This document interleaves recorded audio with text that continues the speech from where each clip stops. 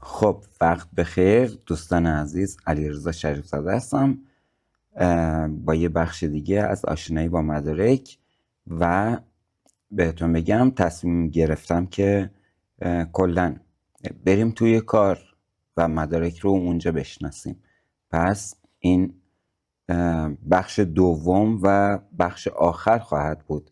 فقط یک سری نکات ضروری و لازم هست که باید بدونیم نقشه گالیور رو چجور بخونیم.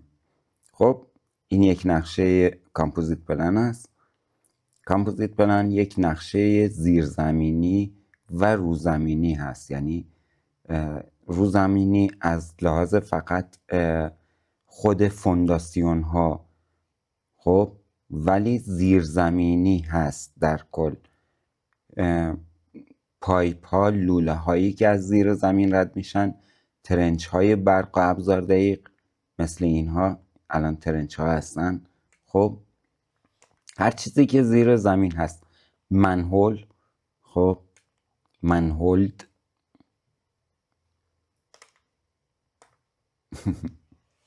منهولد شوخی کردم، یکی از دوستان میگفت منهول بهش میگن توی پروژه و منهول هست همون یک. حالا به اینا میرسیم. یک چاله است، یک سازه بتونی هست که از سطح زمین چند متر میره پایین. توی اون یا شیرهای حالا مخصوصی گذاشته شده یا اصلا نه، اینا هم منحولای فاضلاب هستن و اشتراک فاضلاب ها مثلا چند تا خط از یه جا برسه بهش. خب من بحثم چیز دیگه است. آقا ما توی نقشه ها توی این نقشه ها چجوری میتونیم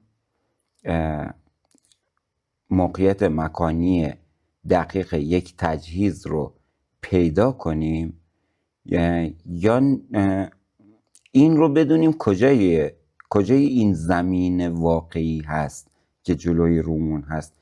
اینقدر خوشگل نیست. این یک طرح هست ساخته شده دو بعدی. اولا بگم از بالا داره دو بعدی نشون میده، ساخته شده از این پروژه. خب ما با یک زمین حالا تازه هموارش کردن و میخوان بسازن با اون طرفیم و این تجهیزات اصلا نیست. ما قراره اینا رو بسازیم، زیرسازی کنیم، نصب کنیم و به هر حال به این شکل برسونیم. ولی ما باید بدونیم هر تجهیز کجای سایت هست. وقتی یک جای سایت رو میخوایم بریم ببینیم، چک کنیم، ما کجای سایت رو دقیقاً باید بریم ببینیم و اینکه آقا ما اصلا کجای سایت هستیم. این مثلا ستون کجای سایت هست. خب چجوری اون نقطه رو توی اون زمین هموار صافی که الان لخته و قرار این سایت توش ساخته بشه، ما از کجا میفهمیم آقا این ستون دقیقاً باید کجا باشه؟ با توجه به اینکه استراکچر بچه ها این سازه های فلزی، خب حالا به اینا میرسیم، نمیخوام زیاد برم تو جزئیات. این ستون ها چون میلیمتری پیش ساخته میشن و ارسال میشن به سایت، اینها فونداسیون ها روی زمینی که نرم، سفته، پایین، بالاست، قرار اینها اجرا بشه، همه این مجموعه اجرا بشه. اینها نیاز داره به میلیمتری. ما حالا اصطلاحاً میگیم میلیمتری، منظورمون اونه که خیلی دقیق، در صورتی که یه جایی اینچ هست، یه جایی حالا واحدهای مختلف. خب کاری به این نداریم. ما میخوایم موقعیت ها رو روی نقشه ها بتونیم پیدا کنیم، بدونیم کجای نقشه ایم، بدونیم کجای نقشه رو باید بگردیم دنبال اون چیزی که هستیم. وقتی میرین توی یک پروژه با کلی تجهیزات با کلی تجهیزات سر و کله دارین. خب این تجهیزات کجا هستن؟ دقیقاً کجا هستن؟ اون تجهیز کجاست؟ اون کالم کجاست؟ اون تاور کجاست؟ این نمیدونم کمپرسور کجاست؟ اون حالا هر چیزی، پمپ کجاست؟ اون موتور کجاست؟ خب ما نیاز داریم به اینکه بدونیم دقیقاً کجای سایت هستیم، کجای سایت این هست، ما کجای سایت هستیم. ما دنبال چی میگردیم؟ دنبال این میگردیم. خب ما کجای سایتیم؟ مثلا اینجاییم. نمیدونیم که مثلا آقا اینجاییم. نمیدونیم کجا رو بگردیم که اینو پیدا کنیم. میخوام خیلی دارم ببخشید که میدونم با یک عده مهندس دارم صحبت میکنم، ولی بچه ها میخوام آقا اون کسی هم که هیچ چیزی نمیدونه از اینو بفهمه، این مبحث ها رو بفهم. آقا میخوایم نقش خونی رو یاد بگیریم. یک چیز خدمتتون عرض کنم، ما یک محور X طولی و Y رو یاد گرفتیم. خب اینجا یه عکس، من اینترنت ندارم، البته اینجا اینترنت هست ولی چیز هست، قطع به خاطر بارندگی. ما یک محور مختصات رو یاد گرفتیم که یک محور مختصات یک محور طولی هست و یک محور عرضی. خب این دو بعدیه. چرا دارم تاکید میکنم دو بعدیه؟ ما این نقشه رو داریم دو بعدی میبینیم، از بالا داریم میبینیم. خب اوکی، بذاریم بیام این از بالا داریم میبینیم، دو بعدیه، طول عرض، خط طول خط عرض، نمیگم خط عمود. خب یک X و Y داریم. این X و Y رو توی پروژه ما استفاده میکنیم برای اینکه بدونیم دقیقاً چی کجا باید باشه، چی کجا هست و کجا باید دنبال چی باشیم، و برای اینکه فاصله ها رو اندازه بگیریم بین این فاصله تجهیز تا اون تجهیز، مثلا تجهیز A تا تجهیز B چقدر فاصله باید باشه، چقدر آقا اون محوطه خطرش چقدر باید باشه، فلان باشه، بهمان باشه. همه اینها که بعداً بهشون میرسیم، به یک اینکه چجوری اینا چینش بشن بعداً بهشون میرسیم، ولی اینها دیگه چینش شدن.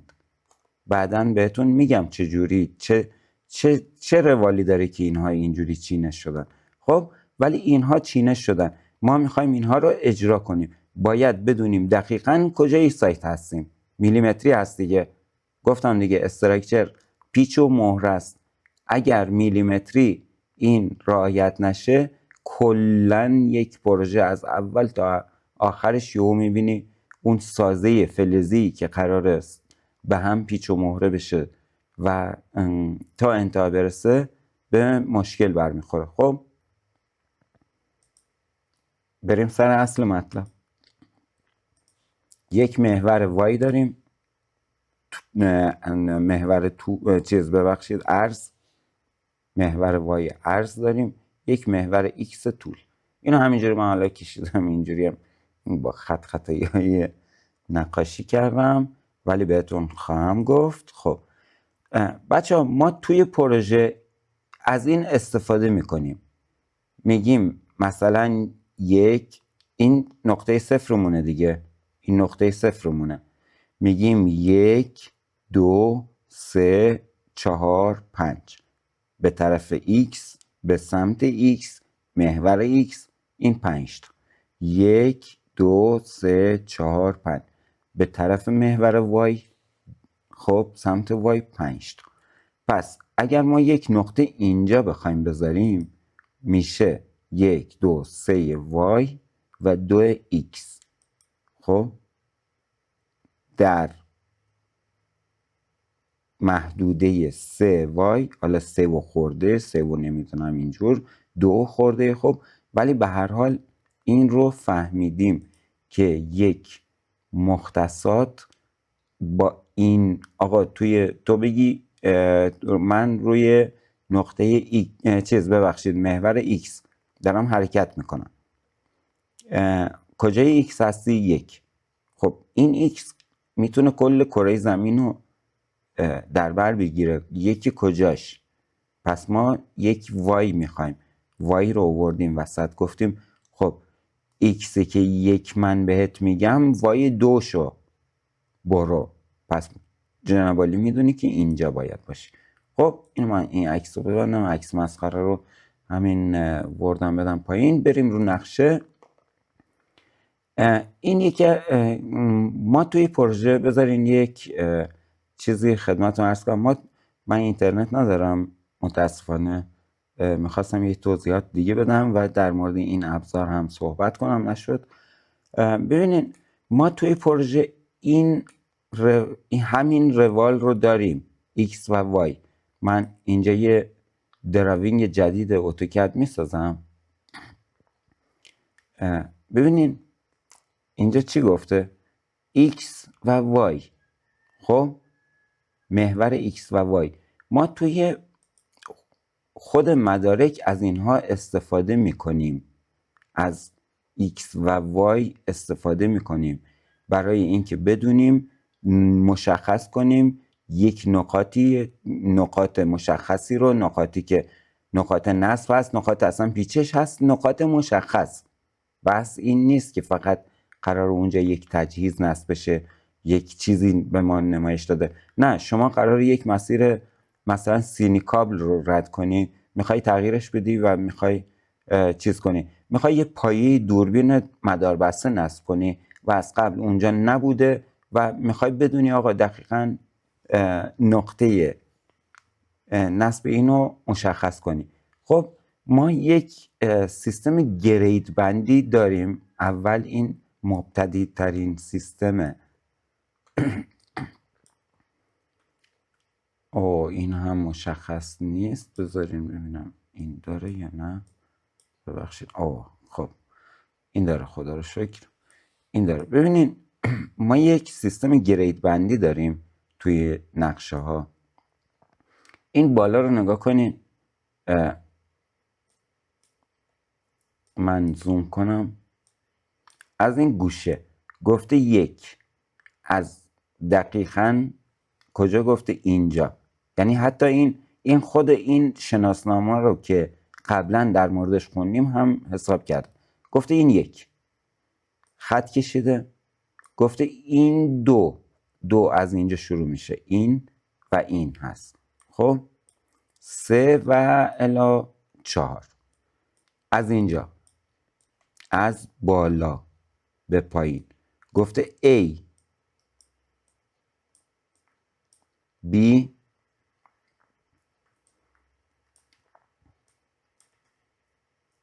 تمام.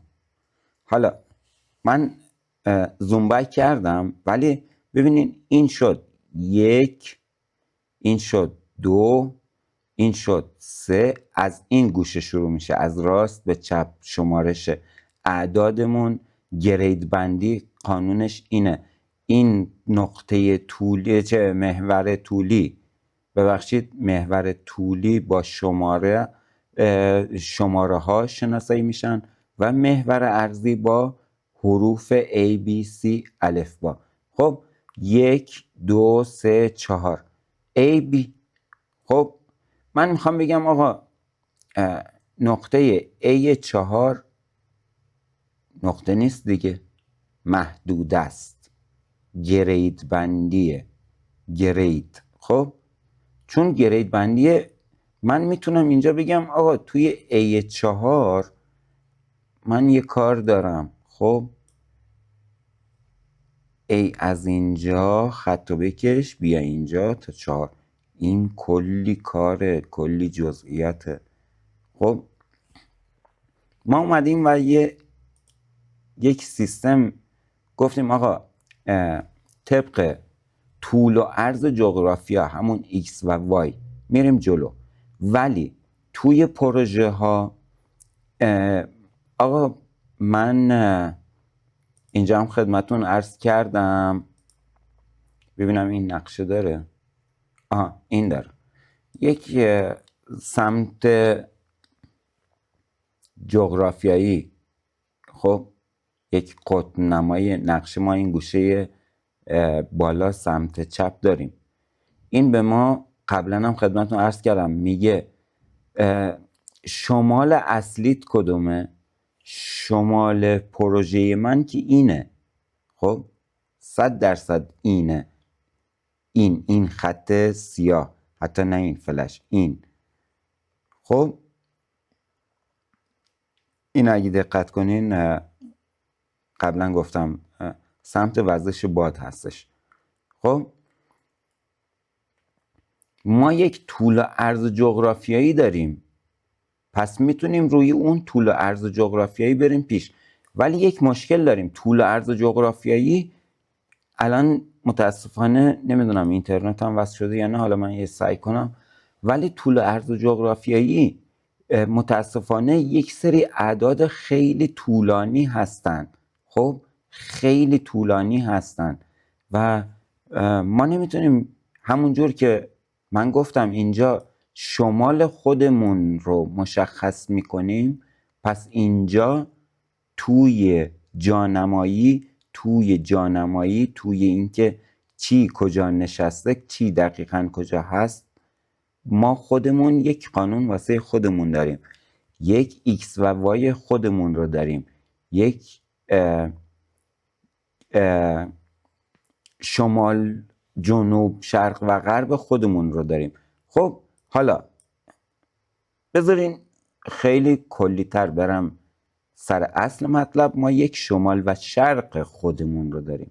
خب اصطلاحاً توی پروژه ها ببینین بچه ها، من یک اصطلاحاتی رو اینجا من همیشه سعی میکنم اون واقعیه که الان پروژه ها هست رو همون رو به شما بگم، پس اصطلاحات رو همون چیزی که هست، به اشتباه یه چیزایی یا میپیچه یا حالا اشتباه روی زبان ها افتاده، ولی این اصطلاحی که هست توی پروژه ها به یک نقطه مشخص، آقا من میخوام دقیقاً بدونم این ستون کجاست، خب به X و Yش نیاز دارم. توی پروژه ما X و Y نداریم، کم داریم. اینجا یکی از استثناءات رو من خدمتتون آوردم.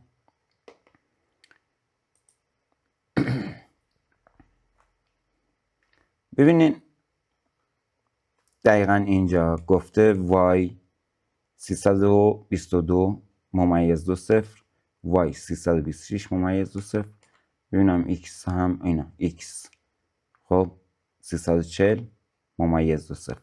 خب اینجا یکی از استثناءات، ولی مهم نیست. مهم اینه که ما نقطه ای که مد نظرمون هست رو بدونیم کجاست. خب اینجا X و Y آورده، ولی من بهتون گفتم توی پروژه اکثرا میگن اس نورس، ولی ایست ان نورس، خب شرق و شمال، این معنیش میشه، ولی شما میتونید همون ایست اند نورس، خب اس نورس بهش گفته میشه. ما همون اصطلاح پروژه‌ای خودمون ایرانی‌ها رو میریم پیش، اس نورس، ایست اند نورس، شرق و شمال. خب ما نقطه هامون اینجوری مشخص میکنیم. آقا شمال توی این محور، توی این محور شمال توی چه نقطه ای هستی؟ توی چه رنجی از محور شمال هستی؟ راستای کدوم هستی؟ و توی این محور طولی ایکسمون شرق توی کدوم راستا هستی؟ من اینجای نقشم. خب پس ما میتونیم بگیم 4x 4y. خب مثلا حالا بیام اینجا که حالا 3 و خورده y.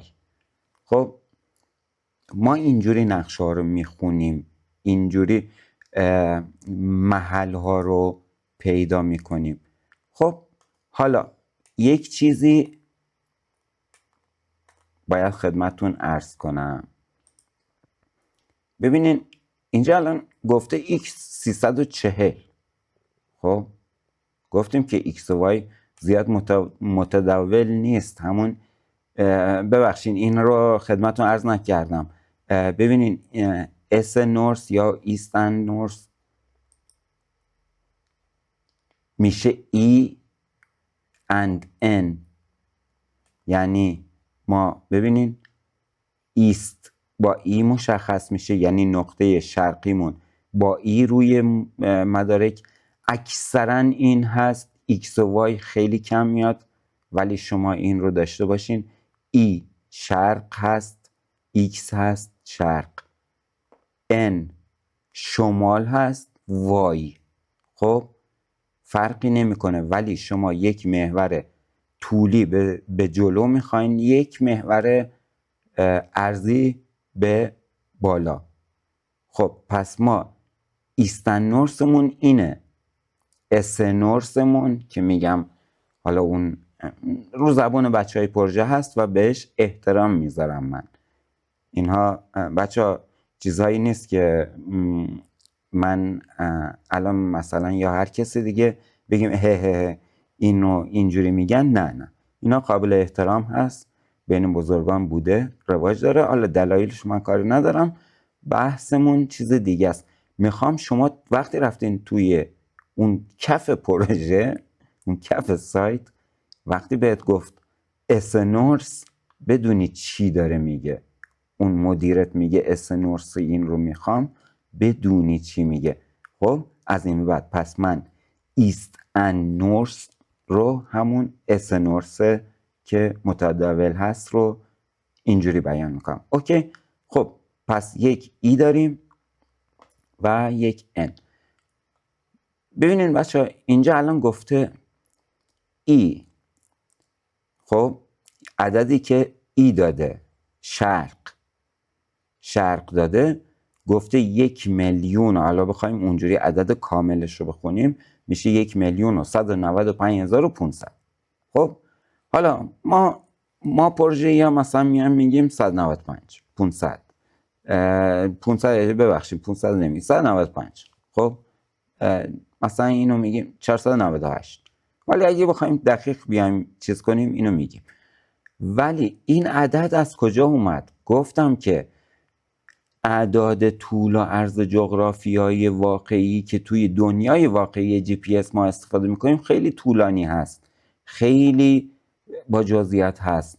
ما نمیایم اون رو استفاده کنیم، ما دوباره یک موقعیت برای خودمون میسازیم. این موقعیت چجوری ساخته میشه؟ این موقعیت توسط همون، اگر به درس اول یعنی اون آشنایی اول درس که نه آشنایی اول که ما اصلا کلا هدفمون چی هست برگردیم. خب من گفتم یک زمینی رو مشخص میکنیم. آقا ما یک هدف داریم، یک زمینی رو براش مشخص میکنیم، اینو برآورد میکنیم. این زمینه حالا اینا رو هم بهش میرسیم ولی این زمینه چجوری برآورد میشه اینا بهش میرسیم. ولی آقا ما یک زمین رو مشخص میکنیم. خب زمین اون مشخص شد. شما فرض کنید کل پروژه ما، کل پروژه منظورم چیه؟ کل پروژه حالا براتون تو نقشه های بعدی میارم، نداشتم عجله داشتم. شما فرض کنید این کل پلنتتون هست که نیست، این الان یک قسمت یک بخش از پروژه هست. خب ولی شما کل پروژه رو این حساب کنید. خب این پروژه ممکنه فلر داشته باشه و از اینجا لوله کشی شده باشه به بالا تا اینجا فلرش باشه، چندین کیلومتر اونورتر اینجا یک خط فاضلاب داشته باشه. خب این مربوط به این پروژه میشه دیگه. ما بچه های سیویل و نقشه بردار دفتر فنی از همون مراحلی که شروع میکنن به اینجا، آقا گمان زنی های زمین و نمیدونم حالا اون ژئوپلیتیکی و ببخشید ژئوفیزیکیه، نمیدونم حالا هر چیز زمین شناسی هست الان خاطرم نیست، ولی خدمتتون همه اینا رو خواهم گفت. ببین همه اون مبحث های زمین شناسی رو در نظر میگیرن، میان میگن آقا ما قرار پروژمون از این نقطه شروع بشه، درسته؟ از این نقطه قرار شروع بشه، پس من میام نقطه صفر پروژمو اینجا مشخص میکنم. اون نقشه برداری که فردا میاد توی سایت هی این ور نقشه برداری میکنه اون ور نقشه برداری میکنه، اگه یک زمانی جناب عالی نقشه برداریش انجام داده، یک زمانی جناب عالی بگی آقا اس نورس یک همون پایه دوربین مداربسته میخوام بذارم اینجا توی جانمایی، حالا بعد به مدارک اون میرسیم، مثلا توی جانمایی گفته هول و هوش اینجا، جناب عالی بیا به من اس نورس بده، من کجا اینو دقیقاً فونداسیونش رو بخوام قرار بدم. البته باز هم خود بچهای سیویل هستن که این فونداسیون اینا رو اجرا میکنن، ولی شما میای مثلا میگم من اینو کلی بذاریم بگم ما میایم قرار اینجا یه دوربین مداربسته کار بذاریم چون قرار مسیرها رو ببینیم، همه چیزهای دیگر رو ببینیم، دید رو ببینیم، استانداردهای نصبش رو ببینیم. خب سیویل قبلا اومده، نقشه برداری قبلا اومده اینجا یه اسنورس داده. چطور داده؟ طبق همین صفر. حالا ما اینجا صفر نداریم روی این نقشه که من روی چیز آوردم، حالا به عنوان نمونه خواستم خدمتتون بگم. ببینید صفر نیست که اکثرا هم صفر ما در نظر نمیگیریم.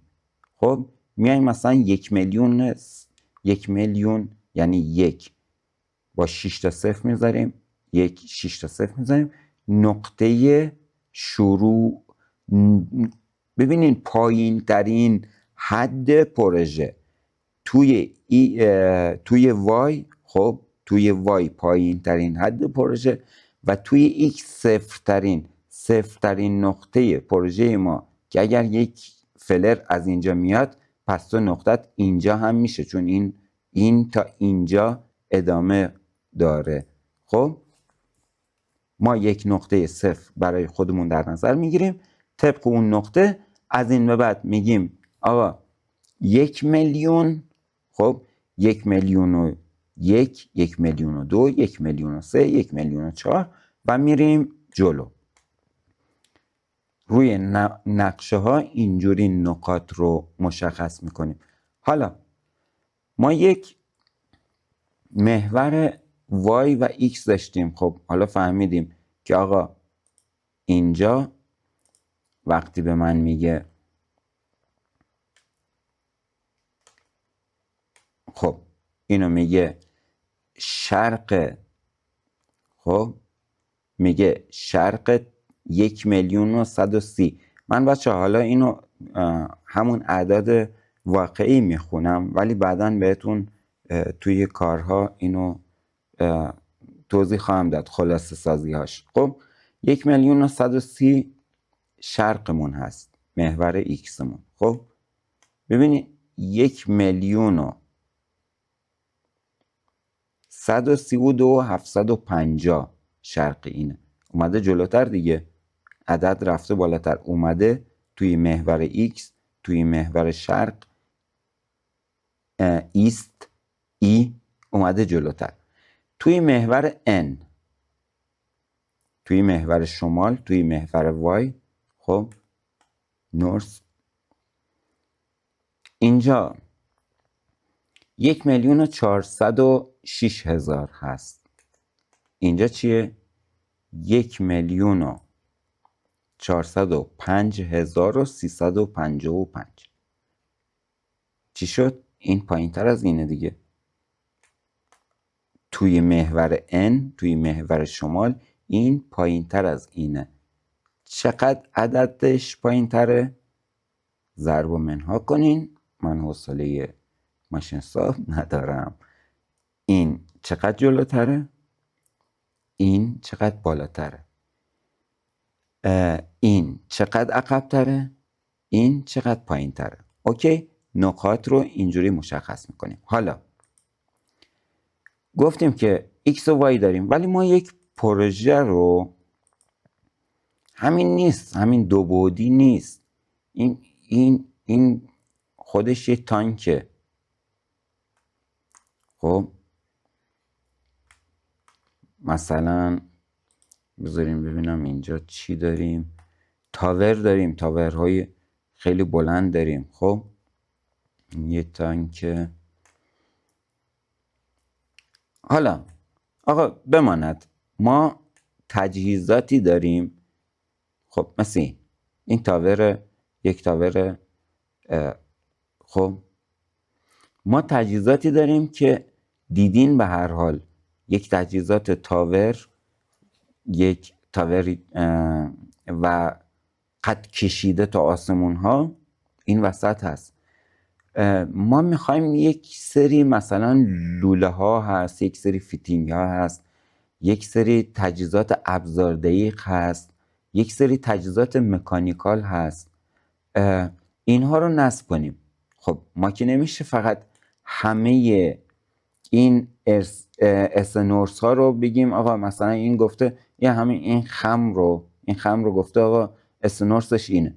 خب اصلا من بیام همین حد وسط اسنورس این رو در نظر بگیرم. این اسنورس این پر از تجهیزه. ممکنه اینجا از اون کامپوزیت پلنی که بهتون گفتم که همین هست، از زیر زمین تا اون بالا این اسنورس کلی تجهیزات داشته باشه. خب ما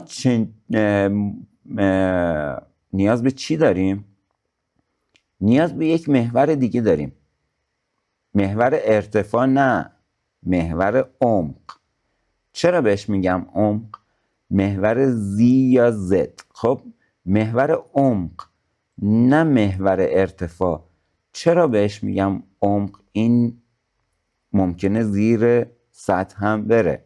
خب اینو ما توی نقشه ها همون محور Z، اگر نقشه مدرکی مثل این باشه ولی باز همین اومده، ببینین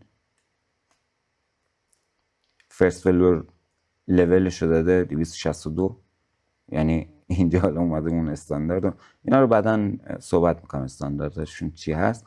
ولی به هر حال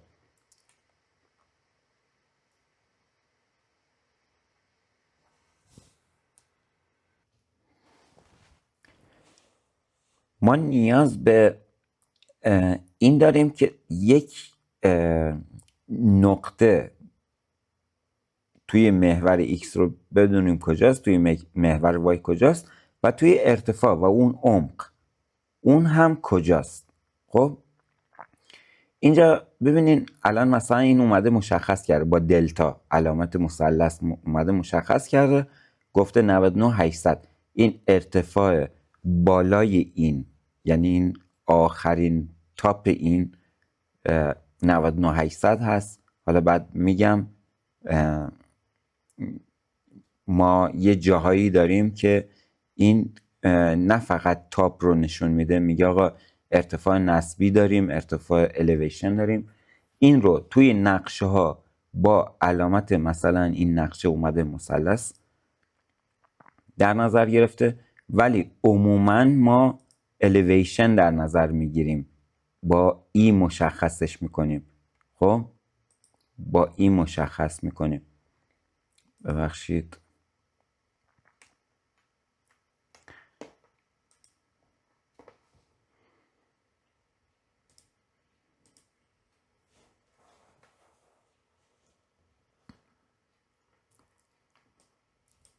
خب EL اونو مشخص میکنیم، الیویشن رو حالا بهش میرسیم. چرا اومدم اینجا؟ پس شد یک، حالا این دوتا ای داده، این اشتباه، این قرار بوده N باشه. ببینین 149 53 50 149 86 دو صفر. خب اومده این سمت، این اشتباه اومده نوشته ای، توی طراحی اشتباه تایپی شده. خب در صورتی که این ان هست. بذاریم چون اینجا توی یک فایل آموزش هست یک حالا اشتباه دیگری نداشته باشیم بعد چیز پیش بیاد. خب پس ما یک ارتفاع هم داریم، طول، عرض و ارتفاع. حالا اینجا اومده یک چیز دیگه هم بهمون گفته، همون منحول یا اون چاله‌ای که من بهتون گفتم. اینجا یک چاله است. خب چاله‌ای که دارین میبینین بتونیه توی سایت هست، اون چاله هایی که ولو ها، شیرالات، خب تجهیزات توی اون هست. اون چاله‌ای که حالا یا روش به هر حال پلیتینگ میشه، خب گریتینگ میشه، یا اصلا روباز هر چیزی، یا فاضلاب ها رو به هم میرسونن. به هر حال هر چیزی که این سازه یک سازه چاله مانند بتونی این جا هست. ببینین آکس نقطه مرکز این رو گفته توی اسنورس 123 2750 است، 149 86 دو صفر. خب ارتفاعش 99 790 هست. بچه این الان این ارتفاع سطح رو داره میگه، زمین رو داره میگه. خب چرا؟ چون این عمق خودش داره. ما گفتیم اینو عمق میبینیم.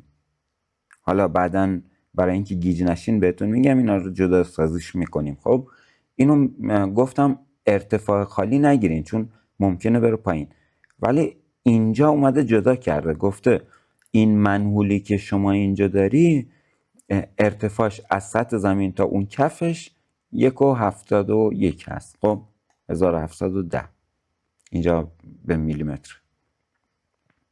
پس ما نقاط رو چجوری مشخص میکنیم؟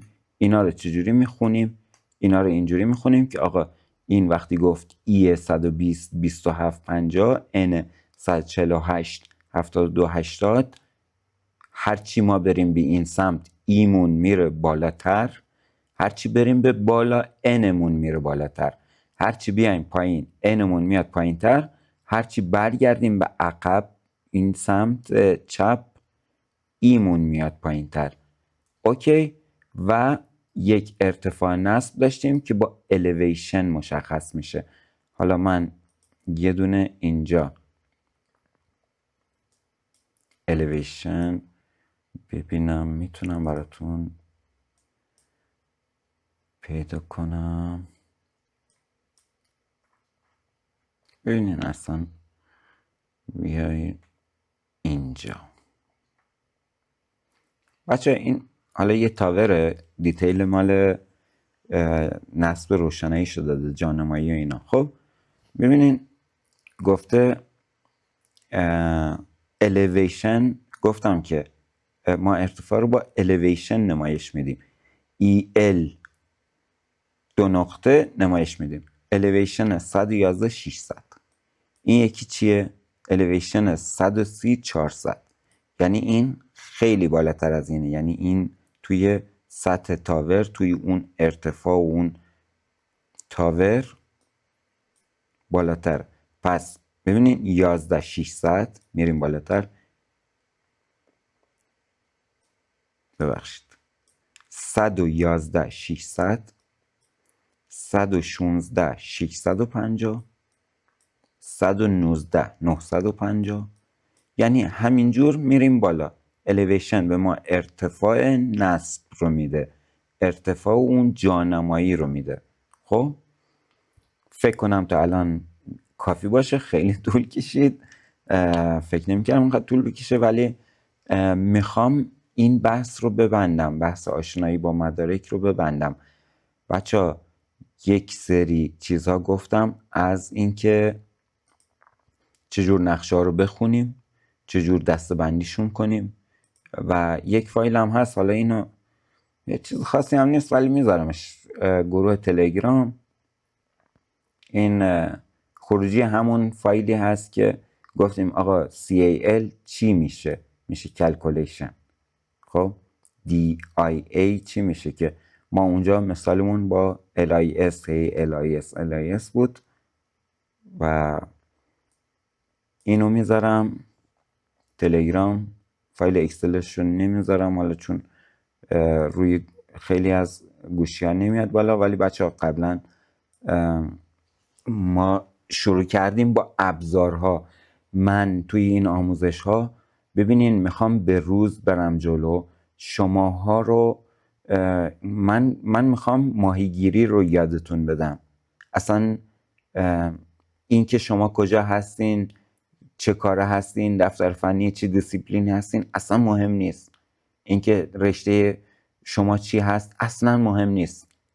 شما فقط مهم هست یک سواد مهندسی داشته باشین، یک فکر مهندسی توی کلتون باشه و با کامپیوتر بتونین کار کنین. اینها رو خیلی خیلی خیلی راحت مدیریت پروژه، سرپرست کارگاهی، سرپرست دفتر فنی مهندسی، سرپرست اصلا طراحی، هر جا که بخواین اینجا بهتون میگیم روالش چی هست، چی کار اونجا دارین، چی کار باید بکنین و میتونین کارتون رو انجام بدین. ولی من این برگردیم سر صحبتمون، این PDF رو میذارم اینجا. هم مبحث آشنایی با مدارکی میخوام تموم کنم، میریم تو خود دل کار و اونجا کم کم با مدارک آشنا میشیم، اصلا کارشون چی هست. اونجا اصلا میخوایم بریزیمشون به هم، جزشون کنیم، بریزیمشون به هم، ترجمهشون کنیم، تحلیلشون کنیم، اینو با اون ببخشید مقایسه کنیم و بریزیم وسط، ازشون دیتابیس بسازیم. و امیدوارم که موفق و پیروز باشید. بحث‌های بعدی با دیتابیس در خدمتتون هستم.